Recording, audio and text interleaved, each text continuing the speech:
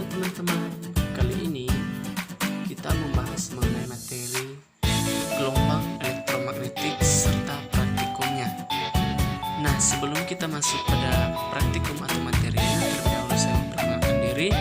Nama saya Sukurman Laia, NPM 180531111, Prodi Pendidikan Fisika semester 4. Kami dari Universitas Dharma Agung akan memaparkan materi mengenai gelombang elektromagnetik serta dari praktikumnya.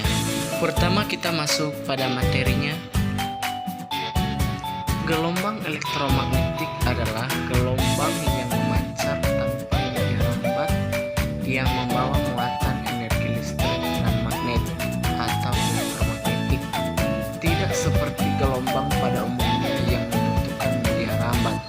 Gelombang elektromagnetik tidak memerlukan media rambat atau sama seperti radiasi. Oleh karena tidak memerlukan media perambatan, gelombang elektromagnetik sering pula disebut sebagai radiasi elektromagnetik. 4. Gelombang elektromagnetik. Bentuk gelombang elektromagnetik hampir sama seperti bentuk gelombang transversal pada umumnya. Namun, pada gelombang ini terdapat muatan energi listrik dan magnetik, di mana medan listrik dilambangkan E selalu tegak lurus terhadap medan magnet atau dilambangkan dengan B. Yang keduanya menuju ke arah gelombang seperti yang dapat dilihat pada gambar di bawah ini. Kita coba memperhatikan gambar dari gelombang elektromagnetik ini,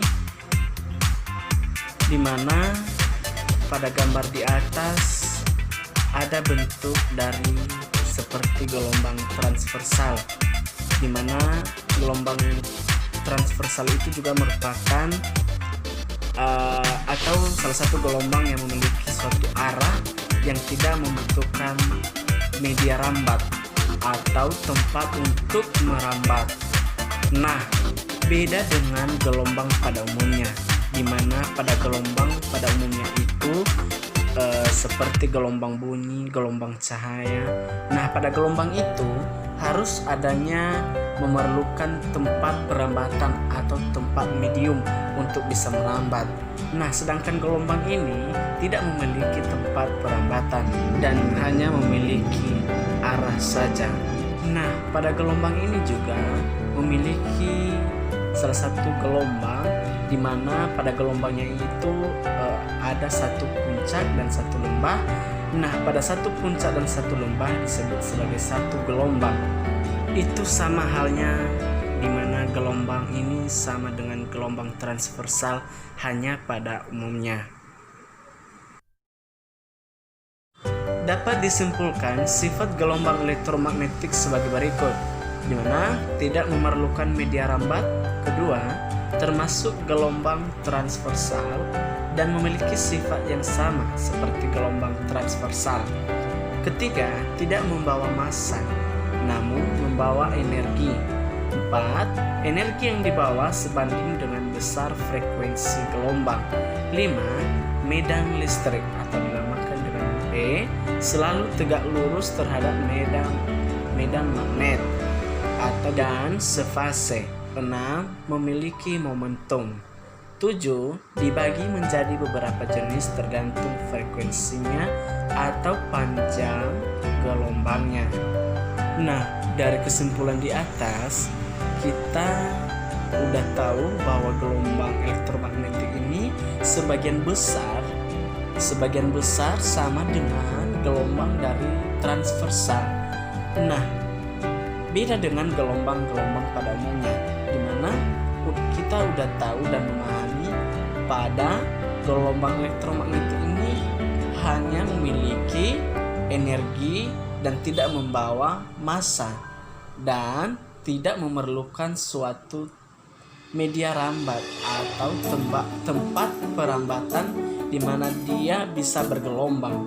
Namun, pada gelombang ini juga memiliki momentum, di mana momentum itu adalah kesukaran benda untuk tidak bisa diberhentikan. Nah, pada gelombang elektromagnetik ini artinya artinya magnetnya tidak bisa diberhentikan atau berjalan secara terus-menerus. Spektrum gelombang elektromagnetik. Gelombang elektromagnetik meliputi cahaya, gelombang radio, sinar X, sinar gamma, mikrogelombang, dan lain-lain. Berbagai gelombang elektromagnetik hanya berbeda dalam panjang gelombang dan frekuensinya. Lihat tabel di bawah untuk memberikan gambaran mengenai jenis-jenis spektrum gelombang elektromagnetik yang biasanya berhubungan dengan berbagai interfrekuensi dan panjang gelombang. Interval ini sering tidak terdefinisikan secara benar dan kadang-kadang tumpang tindih. Misalnya, gelombang elektromagnetik yang kira-kira 0,1 nm biasanya disebut sinar X, tetapi jika gelombang ini berasal dari radioaktivitas nuklir disebut sinar gamma. Perhatikan gambar di bawah.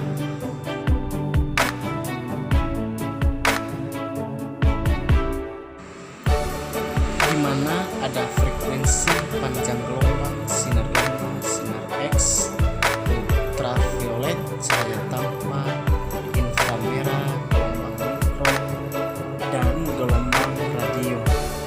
Berdasarkan tabel ini kita simpulkan mata manusia peka terhadap radiasi atau gelombang elektromagnetik dari kira-kira 400 hingga 700 nanometer atau nm, suatu jangka yang disebut cahaya tampak. Gelombang elektromagnetik dengan panjang gelombang yang sedikit kurang dari gelombang cahaya tampak disebut sinar ultraviolet, yang umumnya berasal dari matahari. Dan gelombang dengan panjang gelombang yang sedikit lebih panjang daripada gelombang cahaya tampak disebut gelombang inframerah. Tidak ada batas pada panjang gelombang elektromagnetik.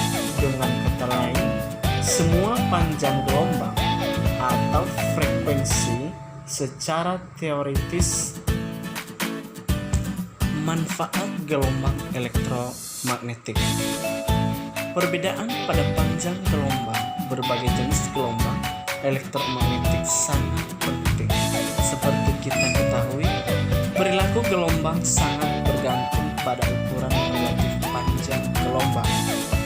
Oleh karena itu, perbedaan panjang gelombang yang menyebabkan perbedaan perilaku tiap jenis gelombang elektromagnetik dimanfaatkan secara luas dengan tujuan pemanfaatan yang berbeda-beda tergantung jenis gelombangnya. Selain itu, panjang gelombang dan frekuensi juga penting dalam menentukan jenis interaksi antara gelombang elektromagnetik dengan materi. Berikut ini berbagai manfaat yang berasal dari berbagai jenis gelombang elektromagnetik. Sinar X memiliki panjang gelombang yang sangat pendek dan frekuensi yang tinggi. Dapat dengan mudah menembus banyak bahan yang tak tertembus oleh gelombang cahaya. Dengan frekuensi lebih rendah yang diserap oleh bahan tersebut, sinar X dipakai dokter untuk melihat organ dalam tubuh seperti tulang untuk pendiagnosa pasien. Berkat adanya sinar X, dokter tidak dapat melihat organ dalam tubuh pasien tanpa perlu melakukan pembedahan. Selain itu, sinar X juga dipakai di bandara penerbangan untuk melihat isi tas atau koper penumpang tanpa harus membukanya, sehingga proses antrian dapat berlangsung dengan cepat. Kedua, gelombang mikro memiliki panjang gelombang yang berorder beberapa sentimeter dan frekuensi yang mendekati frekuensi resonansi alami molekul air dalam zat padat dan cairan. Dengan demikian, gelombang mikro dapat dengan mudah diserap oleh molekul air dalam makaman yang merupakan mekanisme pemanasan dalam pemanggang gelombang mikro. Contohnya adalah oven microwave. 3. Sinar inframerah tidak dapat dilihat namun dapat dideteksi di atas spektrum cahaya merah yang biasanya dipakai untuk memindahkan satu bentuk energi yang tidak terlalu besar. Sinar inframerah dipakai pada konsol game atau berbagai jenis remote sehingga pengguna tidak memerlukan media kabel untuk mentransmisikan data dalam bentuk energi. 4. Gelombang radio memiliki rentang yang cukup besar. Gelombang radio dimanfaatkan guna mentransmisikan sinyal untuk jarak yang sangat jauh yang tidak bisa dicapai oleh gelombang inframerah. Akan tetapi, besar energi yang ditransmisikan tidak sebesar yang dapat ditransmisikan oleh gelombang inframerah. Gelombang radio dipakai oleh stasiun TV, radio, dan lainnya untuk mentransmisikan sinyal komunikasi. Selain itu, gelombang radio dipakai oleh radar untuk memberitahu polisi benda-benda di atas permukaan bumi. Gelombang radio juga dipakai untuk pencitraan satelit ke bumi untuk membuat peta 3 dimensi. Sekian saja dari materi ini mengenai gelombang elektromagnetik. Mungkin kita akan melanjutkan sedikit dari praktikum mengenai gelombang elektromagnetik. Silakan tonton video berikut.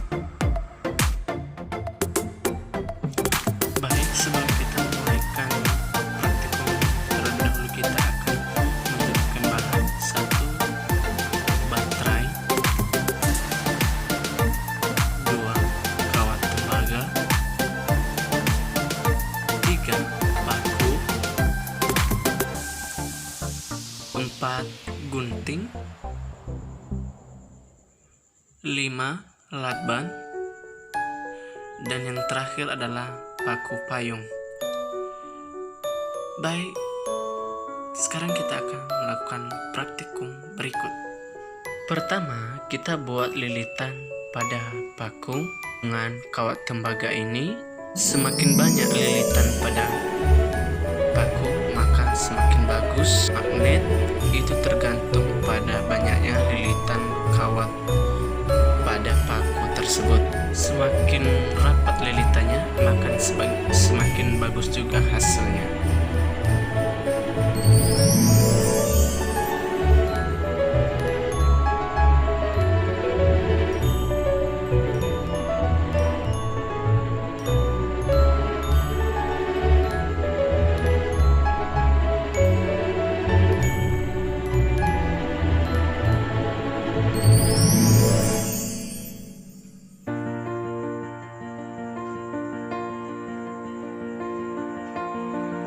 Oke, sudah kita buat lilitan kawatnya. Lalu kita hubungkan dengan batu baterainya. Tentukan kutub positif dan kutub negatifnya.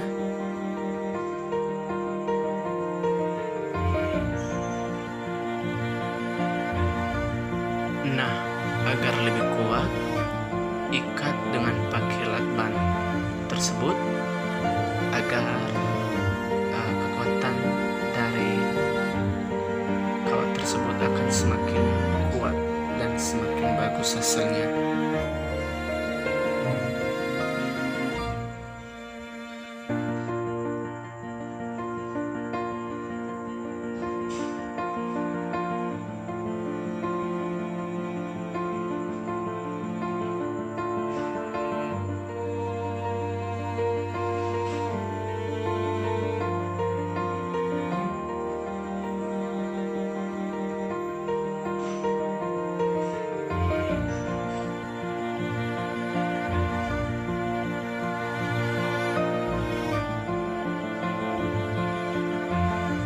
Perhatikan, jika baterainya telah panas, maka aliran listriknya sudah bisa mengalir. Sekarang kita buktikan bagaimana terjadinya magnet pada lilitan kawat tembaga tersebut.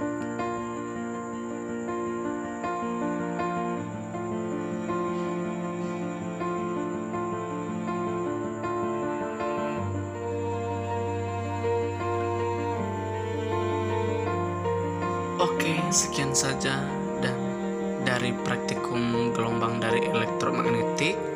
Semoga menjadi ilmu dan dapat menjadi manfaat bagi kita.